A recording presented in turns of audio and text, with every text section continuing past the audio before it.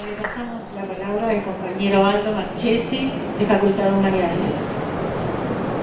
Bueno, muchas gracias por la invitación. A mí me gustó la invitación porque siempre, digamos, uno en la facultad está medio encerrado en clases y escribiendo, y bueno, y siempre la posibilidad de venir a hablar en lugares donde este tema es particularmente sensible y hay un compromiso que es similar al que uno puede tener, pero desde otro lugar, simplemente de otro lugar disciplinario, es una buena oportunidad para poner en diálogo algunas cosas que uno viene pensando. Y en el tema de pedagogía de la memoria, digamos, hay una reflexión desarrollada por parte de varios historiadores que trabajan en Uruguay, pero también es una reflexión que es colectiva, conjunta, que se ha dado también en otros países de la región, del Cono Sur. Hay muchas cosas hechas, y muchas veces es bueno promover un mayor diálogo entre los que efectivamente trabajan sobre la pedagogía y entre los que trabajamos más sistemáticamente sobre el pasado, que mal que nos pesa, somos los historiadores. A mí había dos o tres cosas que me gustaría plantear, simplemente para provocar un poco algunas ideas para el debate, que me parece que son útiles para pensar este asunto. El primer tema es la tensión entre memoria e historia, ¿no? Que es una cuestión que los historiadores vienen trabajando por lo menos la década de los 80, que es esta idea de que en las sociedades hay múltiples memorias.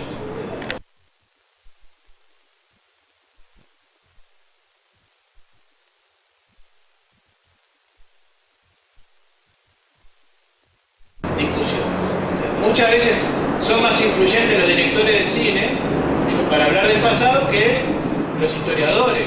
Muchas veces es más influyente un aviso de televisión de una marca que quiera vender jeans para hablar de la década de los 60 que lo que puedan escribir 50 historiadores en 50 libros sobre la década de los 60, ¿no? Les pongo como ejemplos extremos, pero que tienen que ver con esto.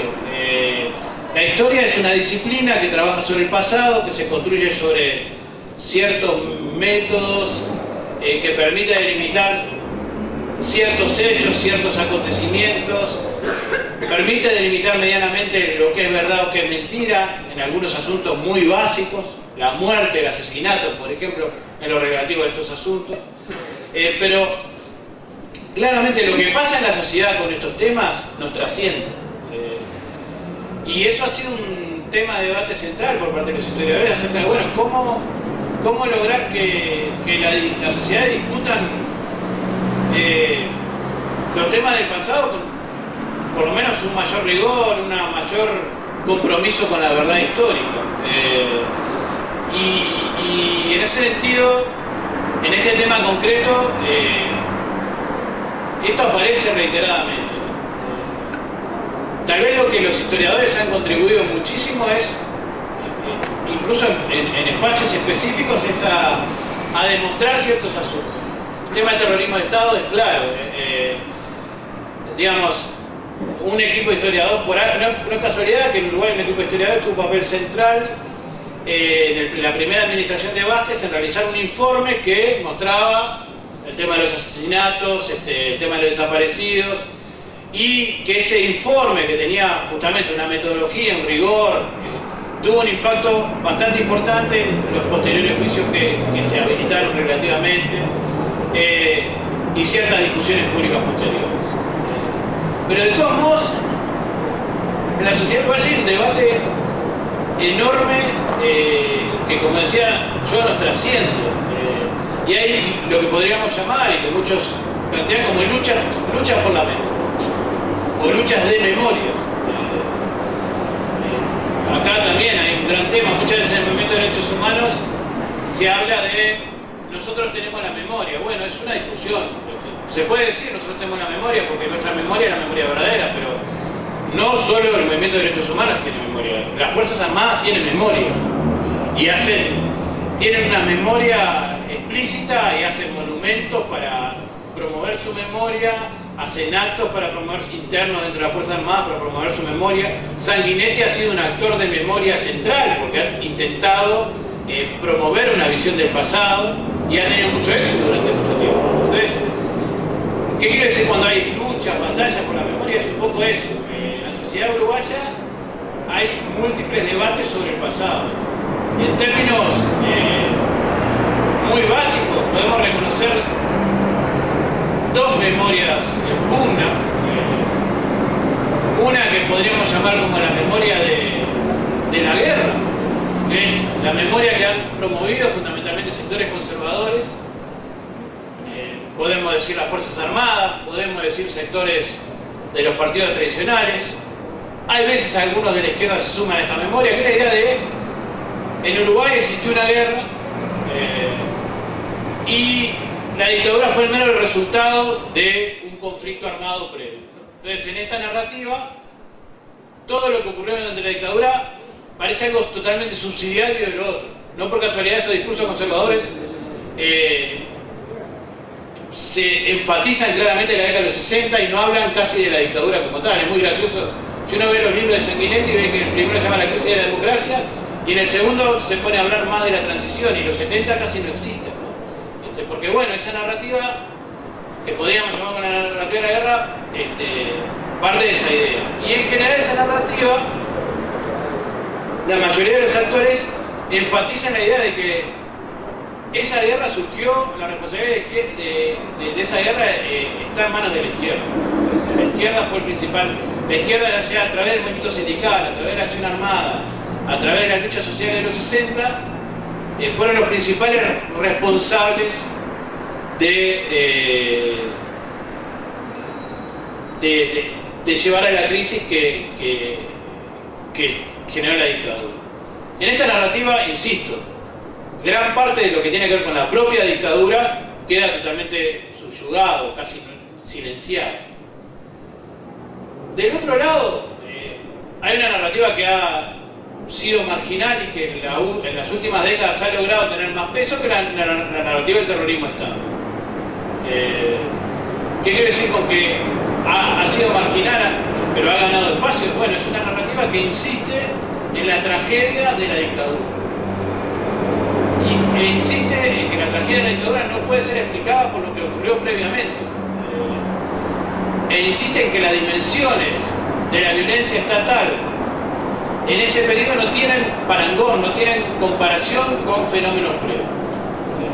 Y esa memoria del terrorismo de Estado tiene que ver fundamentalmente con el problema de la prisión política y de los asesinatos políticos y de la desaparición. Digo que esta memoria ha sido marginal en el sentido de que durante 2 décadas el Estado se mantuvo aparte de esta memoria.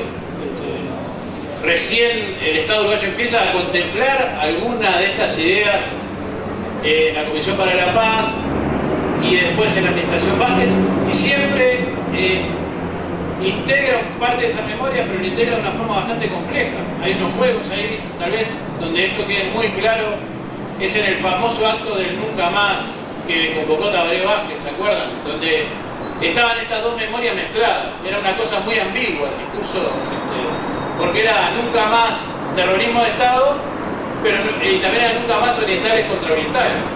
Y hay como cierta ambigüedad por parte del Estado en la manera que toma esa memoria del terrorismo de Estado.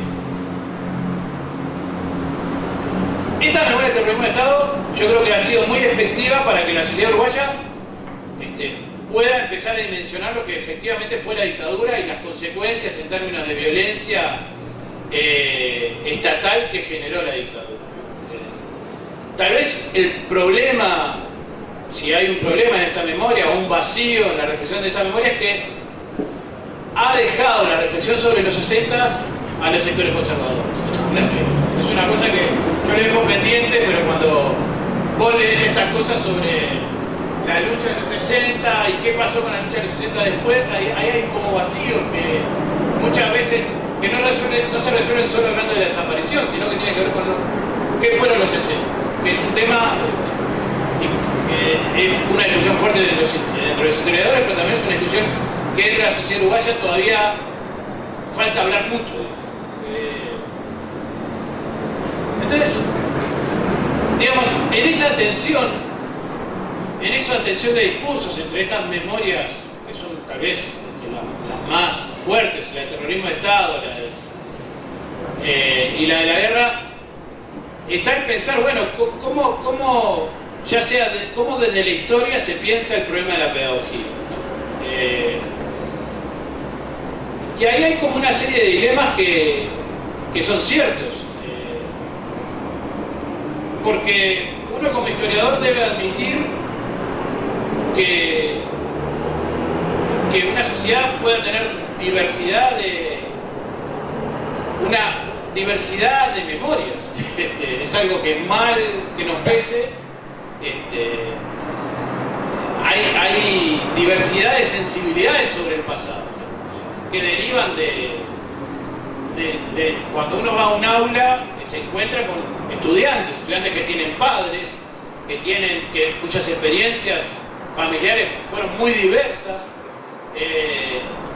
cuyas experiencias incluso regionales, geográficas fueron muy diversas. Entonces, ¿cómo efectivamente pensar un discurso histórico que acerque a esos estudiantes con el pasado reciente y con el drama del pasado reciente?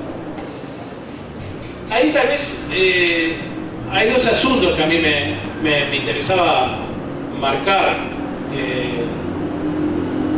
Uno es el tema de reconocer la diversidad de experiencias que implicó la dictadura, sin que eso implique un relativismo histórico o un relativismo en términos de negar la verdad. Hay ciertas verdades que son innegables, indiscutibles, y que desde la historia y que de la educación hay que admitir, hay que plantearlas, defenderlas, ¿no?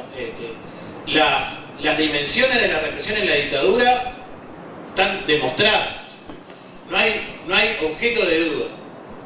Hay otros asuntos que son mucho más complejos, que tienen que ver con la relación que tuvieron diferentes sectores de la sociedad uruguaya con esa dictadura, ¿no? Sectores que la vivieron y que fueron víctimas directas, sectores que quedaron al margen y que no se enteraron de lo que pasó, sectores que tuvieron una visión un poco más cercana a eso que pasó. Y uno, como cuando trabaja en el aula, se enfrenta a todo eso. Y eso implica desafíos en términos para pensar, bueno, cómo enriquecer el diálogo.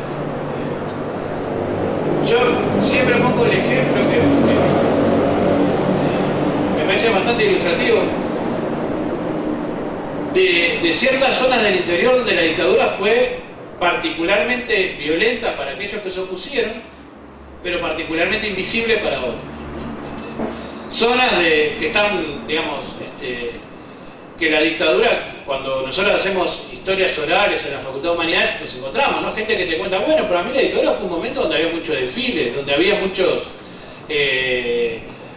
fiestas folclóricas. Yo no me enteré de nada. En realidad para mí fue un lindo momento. Se creó el gimnasio de Durán, que se venía planteando hace mucho tiempo y se creó ahí. Y ojo, no estoy hablando de torturadores, asesinos, sectores de la oligarquía, estoy hablando de gente común y corriente que tiene esos recuerdos. Entonces, el gran dilema es cómo tratar de incorporar de alguna forma en un diálogo a esos sectores y esa sensibilidad. Admitir que existieron diferentes sensibilidades en la dictadura, y eso implica, por parte de aquel que quiere contar lo que pasó, instalarse, ver eso. Esto es un tema que lo vemos en la educación, pero lo podemos ver en los dos plebiscitos que hubo en Uruguay. O sea, hubo un 42% que votó por el voto amarillo y hubo un 51% que no apoyó la anulación de la ley. Y hay que explicar esa conducta, ¿no? Entonces, esta idea de que solo nosotros somos el pueblo, hay veces que dificulta, bueno, cómo generar el diálogo con otros sectores del pueblo, porque efectivamente en términos de clase podemos decir que son el pueblo. Por ejemplo, un caso típico, hijos de personal militar. ¿Cómo generar un diálogo con esa gente?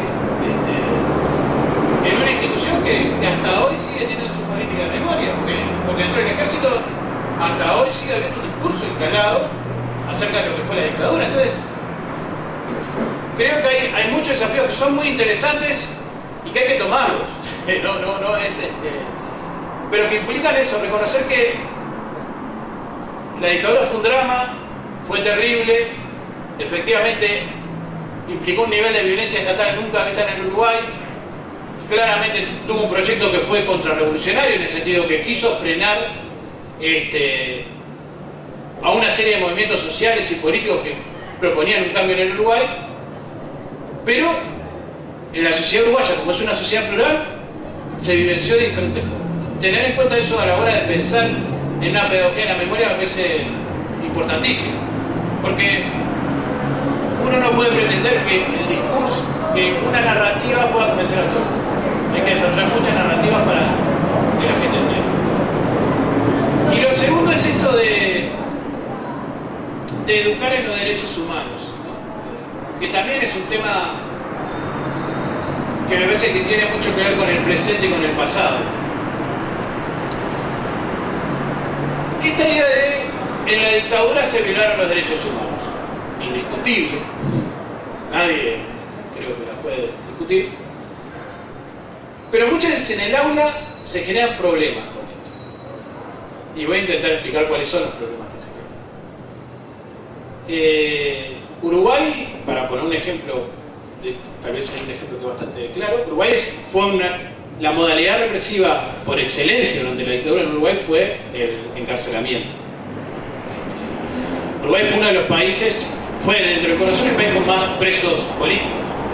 Mientras en otros lugares la modalidad fue el asesinato, la desaparición, y incluso en relación a los presos de amnistía dentro de la dictadura, como en Chile, en Uruguay, fuimos el país, teníamos el récord en los 70 de presos políticos. 30 años después, somos uno de los países con más presos comunes en América Latina. Somos nosotros y Chile. Y muchas veces en algunos barrios marginales, en zonas marginales, cuando uno empieza a contar la experiencia de la dictadura, lo que salta es la experiencia de la represión policial. Y ahí, eso muchas veces le genera al docente una serie de dilemas de qué es educar en derechos humanos. Educar en derechos humanos es contar una historia pasada y dejarla en el pasado y decir, no molesten. Lo que le pasó a esta gente fue espantoso, ¿no? Miren qué horrible lo que pasó. O educar en derechos humanos implica conectar necesariamente el pasado con el presente. Yo tiendo a pensar que educar en derechos humanos implica conectar el pasado con el presente, porque si no, no tiene sentido hablar de historia, en general, ¿no? Es una visión más general sobre lo que es la historia. Para mí la historia es un espacio para que la gente piense, un espacio reconstruido sobre el pasado para que la gente piense el presente en el que vive. Estemos hablando de esto, estemos hablando de los derechos de las mujeres, estamos hablando de cualquier cosa, ¿no? Digamos. Entonces, ahí hay que tener mucho cuidado con no cristalizar el discurso de lo que son los derechos humanos. La idea de los derechos humanos no puede quedar atado a una única experiencia histórica. Entonces, en alguna medida, cuando se discute el pasado reciente, también hay que conectarlo con la realidad del presente actual. Si no, estamos haciendo una historia que está muerta, que no tiene mayor sentido, que es meramente empezar a construir una nueva historia oficial, ¿no? Así como los colorados, los blancos construyeron su historia oficial, corremos el riesgo de volver a correr una historia, a contar una historia oficial. Entonces, me parece que aceptar el desafío de pensar cómo educamos en los derechos humanos, hablando sobre el pasado, pero dando herramientas para pensar el presente, es un desafío que también es muy interesante. Y bueno, yo dejaría por acá y